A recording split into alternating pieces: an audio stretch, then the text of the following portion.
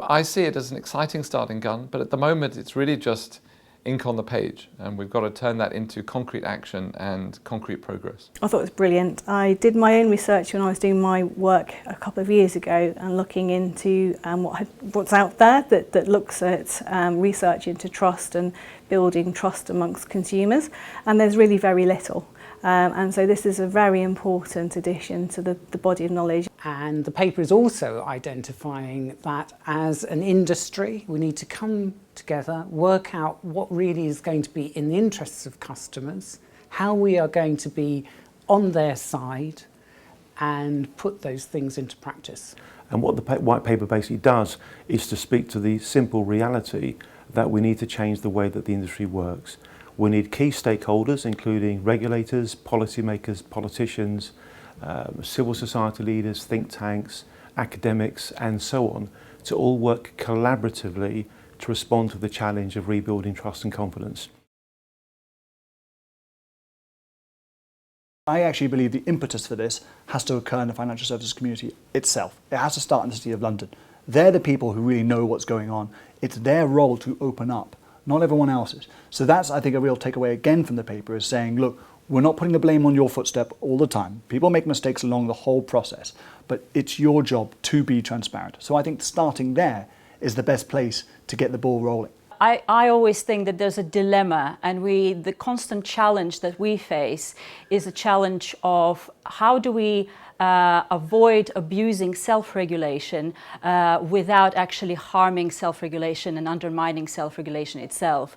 So for us, it's a continuous strive for better balance between having rules that work, but also industry that is capable, willing and able to follow those rules and self-regulate. If I had a wish list, I could have one thing that I would really want to see in my area of pensions. It would be that we take pensions out of the political agenda, depoliticise some of the decision making that's going on there, so we can have that broader, more long-term view. The success of this project is going to be a real challenge, because it will require a number of people to come together and agree on certain approaches, maybe new ideas, which are very likely to work to improve trust. If we want to rebuild trust and confidence in pensions, then what is absolutely crucial is to make sure that the consumer perspective is at the heart of business development and actually of regulation and of policy making. And you've got millions of consumers who will be relying on this industry, who have to trust that their interests are being looked after. And if they find they're not, as has too often happened, then that does inevitably damage confidence and trust. As always, if you have the right people on board, if you have this dream team of collaboratively minded experts and influencers, then it bodes very well for the success of the project. And that's the key success factor that we need to work towards. I think this project will succeed.